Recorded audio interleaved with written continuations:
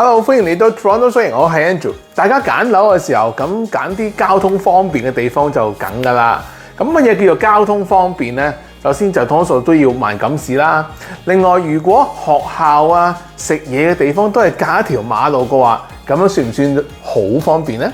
今日帶大家翻嚟萬錦市睇呢一間單邊 townhouse， 3+1睡房，3個洗手間 ，basement 未整。2024年嘅地稅大約係5436蚊，車房泊到一架車。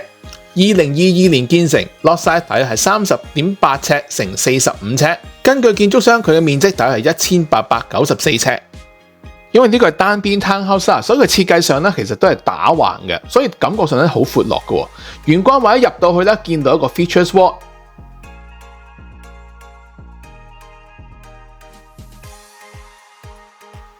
地磚用咗2尺乘2尺嘅大磚。間屋嘅左手邊咧有一個 den 或者係 office 嘅位置啦，面積大約係9尺7乘11尺8。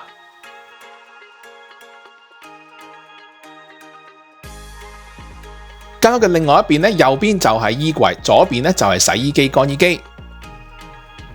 正門對住就係車房啦，呢一度咧其實有道門可以落到 basement 嘅，不過頂住咗我影唔到。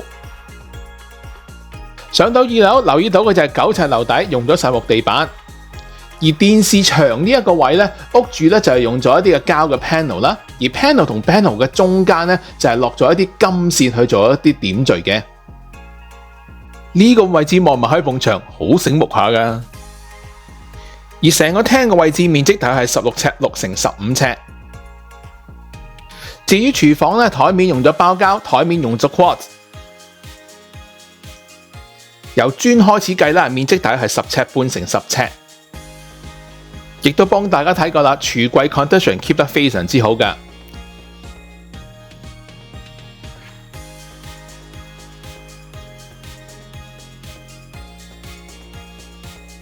隔離咧就係飯廳位置㗎啦，佢面積大概係9尺半乘11尺半啦。因為佢係單邊啊，所以留意到咧佢有2邊窗㗎。另外，大家唔知喺鏡頭前面留唔留意到啦 ，pot light、平司靈全部做晒㗎啦。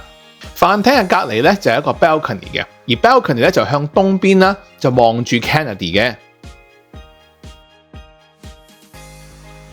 balcony 嘅隔離咧就係客廁嚟㗎啦。同大家上3樓睇一睇咯，3樓咧就係8尺樓底嚟嘅。第一間房面積大概係8尺3乘9尺3。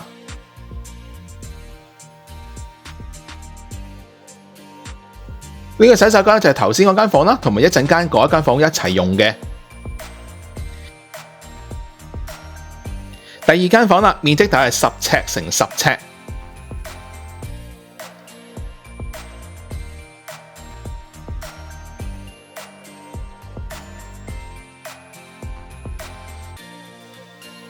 輪到主人房咯，面積大概係12尺乘10尺。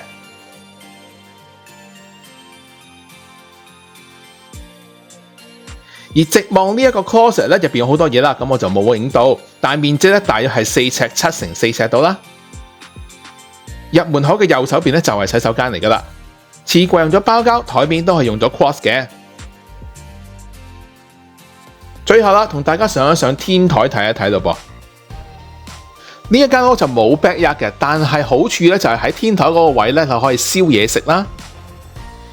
而你嘅鄰居咧就未必可以望得到你做緊啲咩嘢，所以私隱度係非常之高㗎。地點啊真係好緊要㗎。頭先我咪話隔條馬路就係學校啊，同埋咧食嘢嘅嗱，就係呢一個位啦。我哋睇一睇附近有啲咩先啊嚇。首先講下買餸先啦 ，Fruit Coast 啦 ，Freshco 大概係4至6分鐘。向翻北邊少少10分鐘度啦，就有 Food Basic 啦。向翻南邊有 Loblaws 7分鐘。向翻東邊 Markham Road 方向咧就有 Garden Basket。向翻南邊大約8分鐘到啦，就有 Walmart 同埋一個唐人超市嘅。如果要去大東華嘅咧，要向翻西邊噶啦，10分鐘。附近最近嘅火車站就係 Mount Joy Station 10分鐘啦。向翻南邊8分鐘就係407。向西邊9分鐘就係404噶啦。頭先我所講嗰個 Plaza 咧，就係喺對面加個咧，揸車6分鐘。我睇過噶啦，其實行去咧都係10分鐘到嘅啫。而附近咧亦都有2個唔同嘅 Plaza 喎，分別就喺 Markham Road 同 Major Mackenzie。Markham Road 同埋16街都係揸車10至到8分鐘到嘅啫。入邊有好多唔同嘅零售店鋪啦，食嘢都有嘅喎，例如係酒鋪啊、五金鋪啊、麵包鋪、越南粉、小炒、茶餐廳，乜都有。向翻南邊8分鐘就係 Markfield Mall 嚟噶啦。附近最近有2個公園啦，都係揸車2分鐘到嘅啫。向翻北邊 Major Mackenzie 方向，大約5分鐘就係 Angus Glen Community Centre， 入邊有泳池、圖書館、gym 打波嘅地方。向翻南邊少少，另外咧就有一個公園添。輪到學校啦，小學 Buttonfield， 不過咧佢有個 holding school 嚟嘅，將來咧就會起一間新嘅小學啦。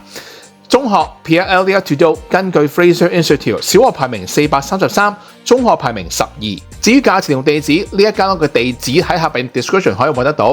呢一間屋叫價就999000， 4月29號收 offer。根據我調查，附近4月嘅時候咧有一間 townhouse 賣咗出去，3房3廁3層高 ，basement 未整嘅，地稅未有，因為全新嘅。賣出價錢大約係110萬。如果你想要更加詳細嘅資料嘅話，可以俾你 email 我會 forward 俾你。上次咧就講咗開季嘅時候咧點樣去護理啲草地，好概括咁樣講咗一講啦。今次咧就可以講得詳細少少啦。如果你想你嘅草地靚咧，我哋喺做任何嘢之前，第一樣最緊要做嘅咧就係去爬草啦。因為上年秋冬交界嘅時候咧，其實仲有好多葉未曾跌落嚟啊，或者係其他葉吹咗落去你個 lawn 上邊啦。咁其實好多枯葉喺上邊嘅。仲有一樣咧，就係好多草其實係中間都枯咗噶啦。咁你要爬翻佢出嚟，即係其實就當清垃圾啦嚇。咁到到真係暖啲嘅時候咧，啲草就可以有翻啲陽光啊，吸收多啲水分啊，先會生得到嘅。咁當你一路爬嘅時候咧，其實最好咧就將喺草地上面你睇唔到嘅嗰啲枯草咧，爬翻晒出嚟。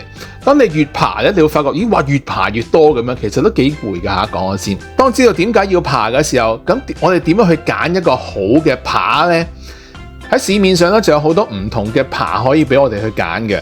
咁其實全部我都用過晒咁滯㗎啦。點樣揀一個適合自己嘅咧？嗱，首先呢一款咧就可以有得伸縮嘅。我自己覺得，如果個草地好細嘅，咁你都可以用呢一種嘅，因為真係比較容易爛，同埋呢啲爪嗰個位咧真係冇乜力嘅。哇！一聽到冇乜力啊，咁我買個勁啲嘅啦，嗱就係呢一款啦。呢款咧就係天蓬元帥豬八戒用嘅呢一款，就其實唔係用嚟爬草咯。嗱，首先幾個原因，第一佢真係重，第二因為佢真係太過硬啦，好多時候咧刮得多嘅時候唔覺意咧都會刮埋啲泥出嚟嘅，所以我都唔會咁提議去用呢一個嚟到做爬草。第三款啦就係呢啲鐵爪咁嘅樣。其實如果你用嚟淨係爬草嘅話，其實幾好用嘅，我自己覺得，因為佢真係做到佢要做嘅嘢，真係爬咗好多枯草出嚟，同埋比較輕身一啲咯。但係如果你嘅草地係會有好多樹枝啊，或者係好多松果啊嗰類嘅話咧，呢一個爪咧就未必夠力可以幫你爬埋一啲樹枝、松果嗰類。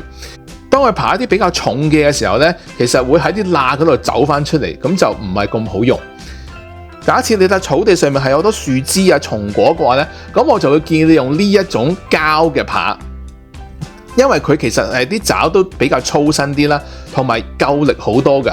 啲松果啊、樹枝啊、草啊就可以一次過爬晒出嚟嘅。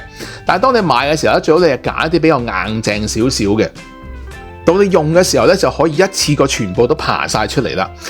咁希望呢啲小 tips 可以幫到大家準備定點樣去令到自己嘅 lawn 可以更加靚啦。我今日嘅介紹就到呢一度，中意我 channel 嘅話可以 subscribe 我 channel， 再撳埋隔離個鐘仔就可以收到我最新嘅消息啦。我每個月都會轉發由多倫多地產局公布嘅 Market Watch Report， 有興趣嘅話可以俾你 email 我可以 forward 俾你。如果你而家係考慮緊買賣房屋，想揾人俾個意見，可以聯絡我會盡快覆你。下次再見，拜拜。